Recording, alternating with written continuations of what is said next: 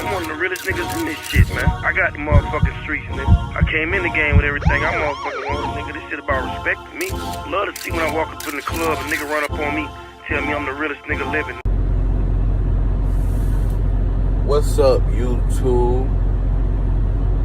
It's your boy G Money, aka Truck Lord. You know, y'all call me Greg. Whatever.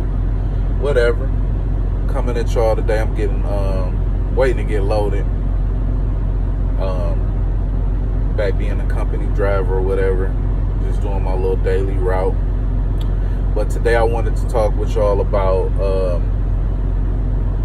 how I pick my trucking jobs and like the process I go through when I look for trucking jobs. So I'm gonna tell y'all about what I did when I first started, like when I came out of school. So, and then I'm gonna tell y'all about how I would do it now, and even what I did to come to this job, even though this job was kind of like a no-brainer. And even I even go over the owner-operator aspect too, what I was looking for, even though I knew where I wanted to go. But I did do research on some other companies, but I knew where I wanted to go when I was owner-operator. There was only one company I wanted to fuck with. So, out of school, I knew what I wanted. Right out of school, I wanted, I had three options that I picked because at the time when I graduated school, I was only 21, and I didn't have a lot of options. A lot of truck companies want you to be 23, was like the next step, and then it was 25. So the options I had was Watkins Shepherd, Werner, and U.S. Express. And Werner was my number one pick for a few reasons. First of all, the size of Werner. Werner's a big company. So Werner had a lot of different options. They have a lot of different dedicated accounts. Werner has a lot of different terminals. Werner had different times. You could be home, you could be over the road and be out for 2 weeks or longer, or you could be regional and be home every day. So that's why I picked Werner. They didn't have any local back then. There was no local options when I graduated trucking school. There was no local options. It's like, I know guys now that get straight out of trucking. I know guys that never been on the road. Y'all won't believe how many people I've talked to and ran into that's never been over the road. Like, that's crazy to me. I feel like that's one of the main things you need to experience as a truck driver is being over the road, bro. Like, I mean, that's like your hazing as a truck driver. You got to go over the road for a little bit. But anyway, back to what I was talking about. Another reason I picked Werner is because they said if I stay, back then it was if you stay with your trainer the whole like 250 hours, 2 months, whatever you want to call it, they'll give you a $500 bonus, which they did do. They lived up to that, and they gave me a $500 bonus on my check, like right after I finished training. So that's why I went with Werner, and I stayed with Werner for about 9 months. Then they fired me for some bull. That'll be another video. So that's my thought process with coming out of school. I think that you need to understand that, you know, you might not have that chance to be local. So that's why my thought process was go with a big company that has a lot of options. Even if you move, you know what I'm saying? Because that's another thing. I was like, at one point, I wasn't liking the route that I was on. There was nothing else available. My sister lived in Omaha, Nebraska. They're based out in Omaha, Nebraska. I could have moved because they had a terminal in Omaha, Nebraska, and maybe got something that I wanted. So that's just was my mindset on why I picked that company coming out, along with the bonus. I just felt like it fit me at the time. So my second thing, I'm going to go on how to pick a trucking company you're going to is after you got some experience, how I would do it now with experience and how I used to do it is it really goes off of home time for me. Home time is very important. Sometimes home time is more important than pay. But I really want home time and pay to be like almost equal, depending on what situation I'm in. So I always look for home time. I always look for pay. And that's really it. And when I say home time, I'm very specific about my home time. Back in the day when I was single, before I had kids and a wife, it was every week. I wanted to be home every weekend, no matter what. That's just how I wanted to play it. I wanted to be home every weekend. Now I can stay out I could do every other night. So let's say I leave out, and I never left out on Mondays for some odd reason, but like let's say I leave out on a Sunday, I'm going Monday night, I'm home Tuesday, then I leave out, do my 10 hours, maybe I'll leave out whatever the next day, stay, do my 10 hours, come back. So that's what I want, or local home every day. Those are my two. I don't do anything less than that. Especially with my experience, with 10 years experience, I'm not doing anything less than that. Unless there's like a dire emergency. But those are the two things that I look for.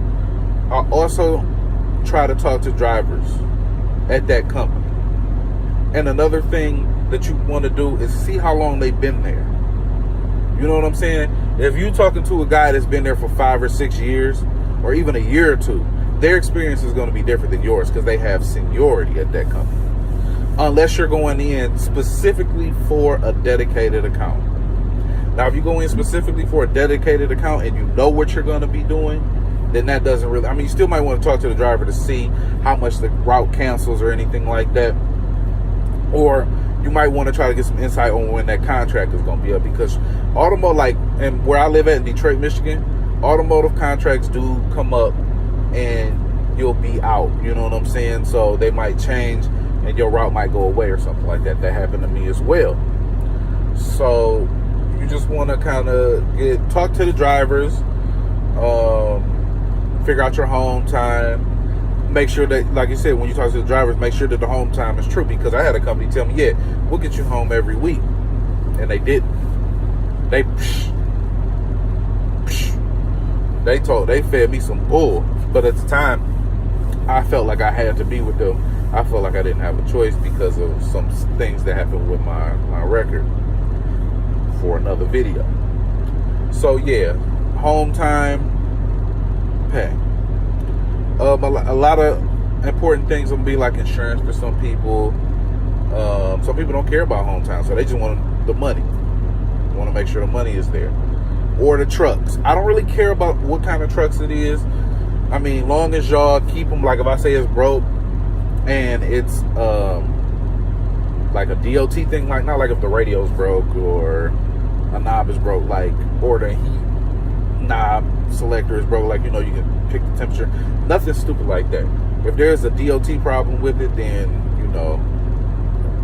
I'm gonna be mad about that. But otherwise, I don't care about no trucks, bro. I've driven older trucks.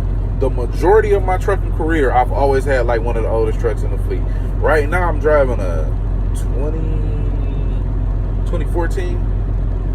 It's fucking 2019, and I'm driving 2014. But I don't care. The check clear, so I'm cool. So that's another thing that I look for. As an owner-operator, what I looked for, my main thing was percentage of the load. I always wanted a percentage of the load. I wanted 100% of the percent, because they can give you 99, or they can give you 90% of the gross or whatever. So they could give you 60% of 90%. You get what I'm saying? Just some crazy shit like that. So you want to make sure if you getting 65%, you want to get 65% of 100% of the load. That's one thing you want to make sure of. You want to make sure they payment plans and they escrow. If they're taking escrow out, how much escrow are they taking out? They plates. Their fuel. Let me tell you how important fuel discount is.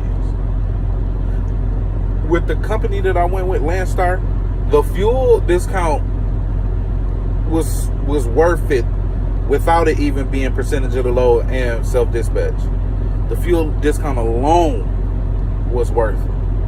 I was getting 40 cents off at up. I mean, 40 cents and a little bit under maybe at TAs. I mean, killing them, bro, killing them. So the fuel discount was beautiful at Landstar. So I got percentage of load.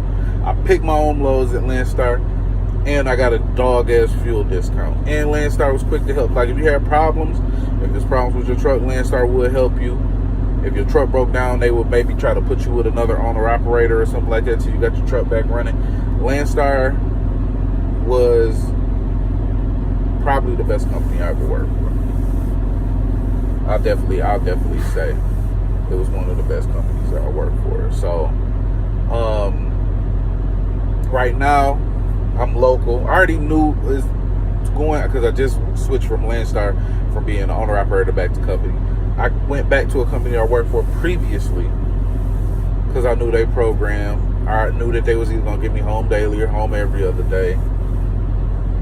But if I was looking now, I'd say I would be looking to do something different. I've been in the trucking industry for 10 years.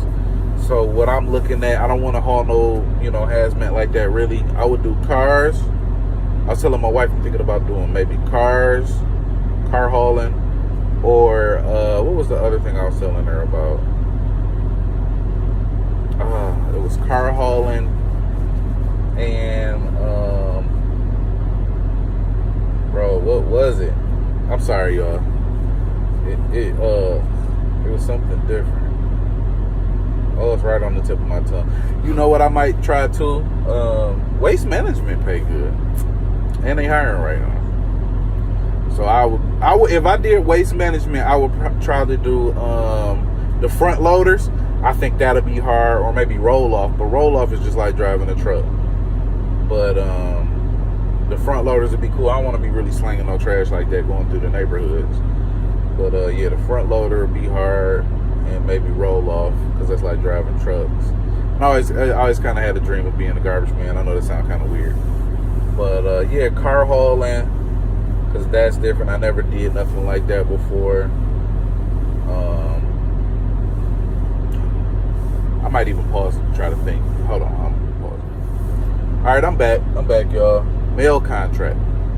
Now that's nothing different, but with the mail contract, it's a lot of benefits with the company that I want to go with. If I decide to do that, but I'm gonna try to stick it out where I'm at because I got some other business plans that I'm trying to pull off, and just the company that I work for right now, the scheduling's pretty flexible, and they're really cool. They're like a really relaxed environment. So that's really working out for me right now. I'm not making the most that I could make. But that's another thing when you pick a company. You might not be making the most, but you're getting the home time that you want. That's another thing about being local too. Local is, to me, is always a catch-22. I haven't found that perfect. I mean, I think where I'm at might be the closest to the perfect balance. But local, either you busting your ass working 14, 16 hours a day, or you working 8, making like, at least my experience was you making 8, doing your 8 hours or 10 hours and going home, and you bringing home like $300-400 a week, $500 a week, $600 a week. Like, I can't live off that, bro. That shit dead. I can't live off that. So I hope this video helps somebody. If you got any questions about picking a trucking company, hit me up. It's always good to have as many. I got all my endorsements. I got air brakes. I mean, of course I got air brakes. I'm sorry. I got hazmat, triples, doubles, and tankers. That makes you really attractive. I have my enhanced license so I can go to Canada. I'm about to get my fast card so I can go to Canada even faster, and then I might even get my TWIC card. The more things you have on your license, the more you can do, the more opportunities you have, and you should get paid more. Like the company I'm with, they pay me every time I cross the bridge to go to Canada, I get a bonus. You know what I'm saying? So it's worth it. So always keep that in mind too. Keep that in mind. Have all your endorsements. You know what I'm saying? That makes you more valuable. That's pretty much it. I'm gonna try to do more like little informational videos and stuff like that. I'm gonna try to keep the content going. I got a little bit more time to get my YouTube on. Man, y'all stay up, stay focused out here. Get this money. Don't let nothing hold you down. Don't quit. I know we always have them days like that where you want to quit. You be like, man, fuck this, man. I be want to throw these keys out the window so many times, but just keep on pushing, bro, and doing what you got to do to take care of yourself and your family. I'm out.